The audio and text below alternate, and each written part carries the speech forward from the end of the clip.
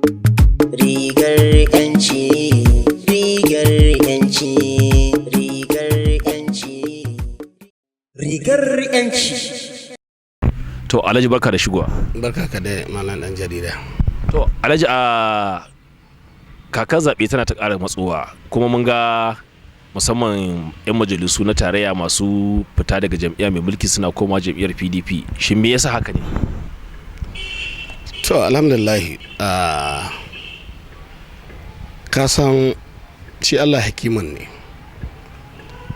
kuma an ce raba gardama shi ke sa gudu cikin taro. Al'umma dai 'yan Najeriya da 'yan jihar Katsina mu 'yan gwagwarmaya muna ta gaya masu ko da na lokaci su san menene matsayinsu, su san menene za su fuskanta gaba. Ai mun shahira muna gaya musu cewa ga mafita APC ba mafita bace ba, kuma APC ba jam'iyyar talaka bace, kuma APC ba jam'iyyar 'yan kasuwa bace, kuma APC ba jam'iyyar ma'aikata bace. Jam'iyya ce ta waɗanda suka raina mutane kuma suke zalunta al'umma kuma suke tawaye haƙƙin al'umma. Ai mu muka yi tafiyar da APC, duk ɗan jarida da ke ƙasar nan ba ma jihar Katsina ba ya sani. Mu muka tafiyar da ita, mun san abin da take ciki, mun san irin yaudarar da suka yi mana, mun san irin amanan mu da suka ci, mun sani. Amma duk da haka muke tafiya domin kana cikin abu kasan za ka iya gane sirrin shi, za ka iya gane ina yana fa. To da muka gane inda muka naho muka san sirrin abin shine muke gaya ma al'umma. Mu ba mu hayagaga.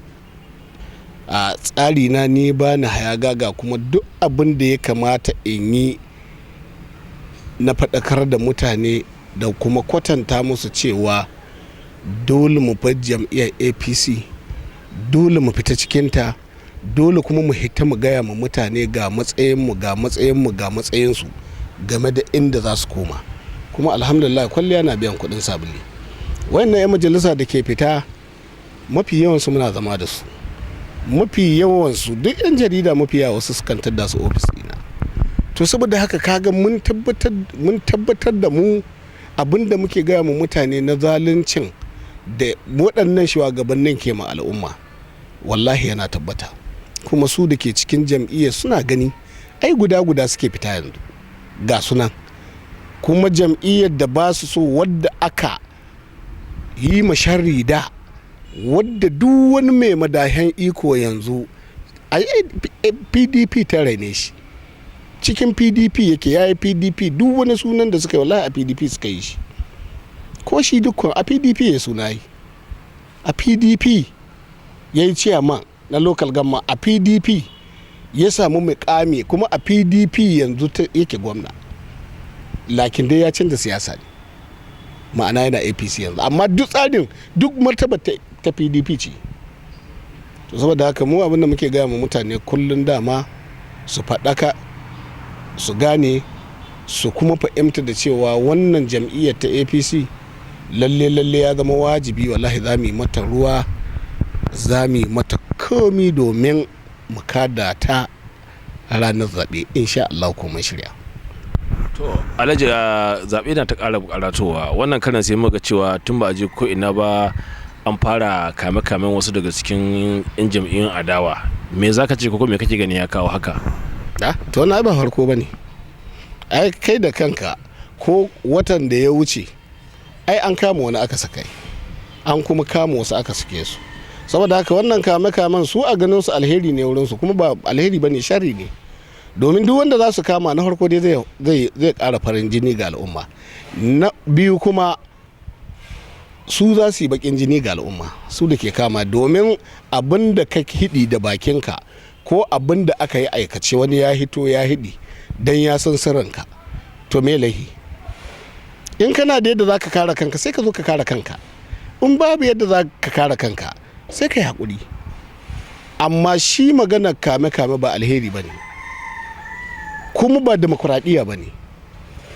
Shi duk wanda ya shiga cikin mulki, gwamnati, siyasa, kana cikin siyasan nan ko kana da gwamnati ko baka da gwamnati dole kai hakuri da abin da za a gaya ma kuma dole kai hakuri da abin da za ka ji. Himma abin da kai himma ma wani abin bayin shi kai ba za a hidi domin kai ka saya, inda kana zaman ka gehe da baka samun wannan abu. Amma kwaɗayin mulki da kwaɗayin abubuwa to me yasa mutane ba za su hida abin da aka yi ba? Mu yan gwagwarmaya dole mai da gaskiya yi. Kuma wannan kama ana hidi. Akwai hirota wadda ne na ce wallahi in za su kama mutum ɗaya to sai 10 sun hito su hidi, kuma gashi ana yi. Yanzu wanda suka hito suna maganganu sun yi mutum dubbai a midiya suna magana. To kaga duk irin wannan abin shi ke ƙara baƙin jini ga gwamnati, shi ke ƙara baƙin jini ga su masu madahin ikon nan. To wannan abin duk abin da za su yi su gama, in dai lokacin zaɓe zo in haɗuwar su ta zo to sai sun haɗi. Kuma da yadda Allah mu nasara tana bisa ga inda muke, da yadda Allah kuma kamar yadda ake cewa falle ɗaya ce, da yadda Allah falle ɗayan za ta yi. Mu duk inda muka shiga nasara ke akwai, wallahi ba inda za mu shiga ba nasara. To Alhaji, amma shi baka ganin kamar Imran Ratun da ya san sirrin gwamnati, kamar hamma mukami gare shi SA ya fito kuma yanzu yana maganganu kamar na tunzura mutane, hakan yasa aka kama shi? To da can yana APC bai hito ne ma PDP maganganu ba, bai hito ne ma MPDP maganganu ba. Wa ku yan jarida ne kun sani, ba abin da bai hidi ma shugabannin PDP ba, ba abin da bai hidi ma mabiya PDP ba, ba kuma abin da bai hidi ma yan gwagwarmaya na PDP ba. Ni kaina na akwai hirar da ne wanda ya soke ta, amma bai hito hili ya ce ni ba, amma na san ni ne ta yi. Dan ai an ce cici in ji yara abin tsoro ni, duk wanda zan hira ya hito in yana iya challenge yayi. Na san kowa kuma na san me zan maida mu kowa martani wallahi. Saboda haka maganar cewa shi Randawa yana cikin su ya fita ya san surin su, ai dama mukamin shi na sirri ne, na sanin sirrin gwamnati ne, to kuma ya sani ya kuma fita. Kaga abin da suke kallo sun yi mashi irin na Malam Nasiru El-Rufai. Malam Nasiru El-Rufai ya san sirrin gwamnati, in aka bar shi banna zai yi, to shi ma suna kallon in suka bar shi da PDP to suna ganin zai tona masa asiri. Wannan shine gaskiyar magana. Amma dai ni ina ba gwamnati shawara su yi taka tsantsan da wannan abin da suke yi. Wallahi tallahi yana rage masu farin jini, yana rage masu ƙuri'a. Domin wanda ke son su zai ji bai son su game da ire-iren wannan abin. Domin in aka hida abin da kai ko kuma aka hida aikin da kai ka musanta, to in ba daidai bane hito ka kare kanka, ko kuma ka sa wani ya hito ya kare ka. Ai haka ake. Amma magana ka kama mutum, to mi zai maka in banda Allah wade da tur. To mu ni ina tur da Allah wade da wannan kamun. Mu yan gwagwarmaya mu ƙara dagewa, mu dage damce da ku 'yan jarida da mu kuma masu fashin baki a kan yau da gobe kan hidimar da ake ta gwamnati da ta al'umma da ta siyasa. Ya zama wajibi mu ƙara dage damce, mu ci gaba da duk abin da za mu yi ya zama muna da hujja kan shi. In ka taho in ma cutar mutane za kai, in zaluntar mutane za kai, to in akwai hujjar karya hujjar za kai, to kowa duniya za ta san za ka zalunci mutane akan abin da aka hidi kai ka karya. To wannan shine gaskiyar magana. To Alhaji, ana ganin cewa kamar akwai jam'iyyun da mutane suka koma suka da yawa aka taru, wanda daga baya abin bai haifar da mai ido ba. Wanda irin kake ganin tsari za ku bi na game da jam'iyyar PDP yadda 'yan majalisu da masu madafan iko da kuma wanda suke cikin gwamnati suke fitowa suna dawa jam'iyyar PDP, shin kana ganin ba za su haifar da matsala ba nan gaba? Mu nan a jihar Katsina ba mu da matsala a PDP, ba mu da ita. Kuma a can saman ma ina tunanin ba matsala a PDP. Saboda haka ai inda matsala take nan za a zarge ta, amma inda babu ita babu. Mu dai nan ba mu da wani dan takara na gwamnati sai ya Lado, babu shi, ko da na jabu ne babu shi balle na zahiri. To shi Yakubu Lado shine dan takarar PDP, shine dan takarar gwamnan jihar Katsina, wanda kuma muna kyauta zaton da yadda Allah muna kyauta zato, domin mu gaibu ne duka, da mu da gwamnatin da kuma su 'yan takarar da kuma shi dan takarar mu duka gaibu ne. Allah shi ya san wanda zai hau kuma ya naɗa wanda zai hau sai idawa. Wannan shi ne gaskiyar magana. To Alhaji, daga ƙarshe wani sako gare ka ga al'umma masoya jam'iyyar PDP da kuma sanata Kula da mace gani yadda kaka zaɓe ke ƙara matsowa? Na farko dai a sako na ga gwamnati yake, ina son gwamnati ta sani ita dai al'umma suka zaɓe ta, ba ƙarhi ta sa ba da ƙarhin ƙarhi kamar yadda sojoji ke sa ƙarhi su kwaci mulki, ba ƙarhi ta sa ba, ba ƙarhi suka sa ba. Al'umma da yadda su da san ransu da sha'awarsu da ƙaunarsu da buƙatar su suka yadda suka zaɓi wannan shugabannin na yanzu, wannan gwamnatin ta yanzu.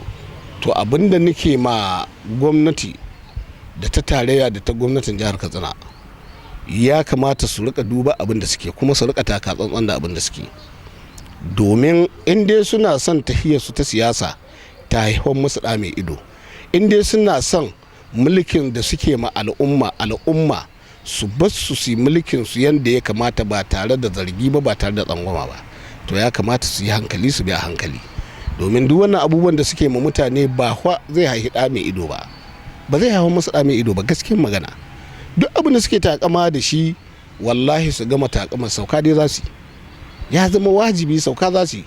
To su ji tsoron Allah, su san cewa Allah ya ba su wannan mulkin, kuma da ya ba su wannan mulkin ba asali ke ga adawa, asali ke ga gwagwamnaya, akwai su tun asali akwai, saboda haka ba su aka fara yi ma ba, da can yan PDP suka sa muka fara yi ma wannan abin, kowa ya sani. Duk gidajen rediyo da jaridun nan in ka ɗauko rakwaɗi na zaka gani ba irin abin da APC bata sa muka yi ma PDP ba. To yanzu kuma lokaci ya yi, ba su amfana ma mutane komi ba, alƙawarin da suka ɗauka ba su cika ba, amanar da suka ɗauka ga al'umma ba su cika ta ba, duk abin da suka ɗauka na al'umma ba su cika shi ba.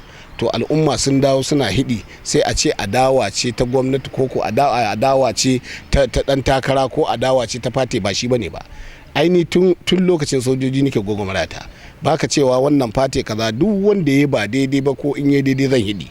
Wannan ina ba mutane haƙƙinsu da kuma adalci da Allah ya ce a kowa, amma bai kamata ba su rika kame dan an hito ana duk abin da za a zarge ka, to in baka yi baka hito ka kare kanka, in kuma ka yi to ka hito ka san me za ka hidi, amma ba kamu ba ga wanda ya ce maka mi kamun zai anhwana ma, bakin jini zai anhwana ma, wanda kuma ka kama to zai zama ya samu farin jini kuma zai ƙara ɗaukaka ga al'umma.